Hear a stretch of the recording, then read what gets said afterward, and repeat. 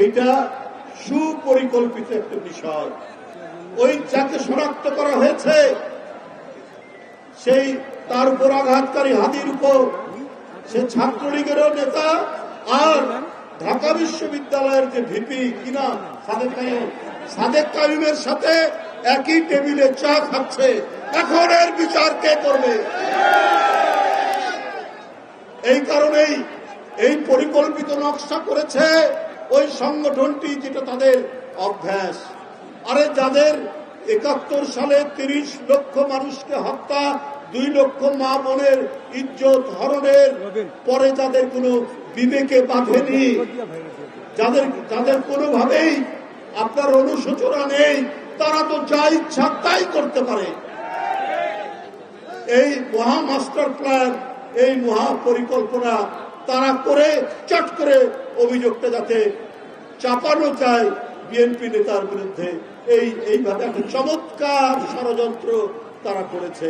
এখন আস্তে আস্তে দিনের আলোতে একেবারে পরিষ্কার হয়ে যাচ্ছে। বন্ধুরা আমার, গেছেন কালকে দেখতে, সাথে সাথে আমার সাথে কথা হয়েছে ওনার, আমার সাথে আপনাদের কথা হচ্ছে, আপনারা কি করছেন? আমি যাচ্ছি হাসপাতালে দেখতে। উনি গেছেন, একটা অভিভাবক তুল্য মানুষ। আমরা লড়াই করলাম ডেমোক্রেসির জন্য, আর প্রতিষ্ঠা ৫ই আগস্টের পরে আপনারা প্রতিষ্ঠা করলেন মবক্রেসি, মব কালচার তৈরি করলেন। মবক্রেসির ভালো বাংলা হচ্ছে উশৃঙ্খল জনতাতন্ত্র।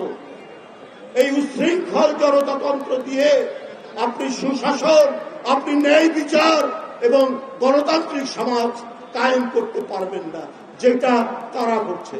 জনগণের কাছে এখন স্পষ্ট এই ভয়ঙ্কর ষড়যন্ত্রের নায়ক হচ্ছে তারা, যেটা এখন প্রকাশিত হচ্ছে।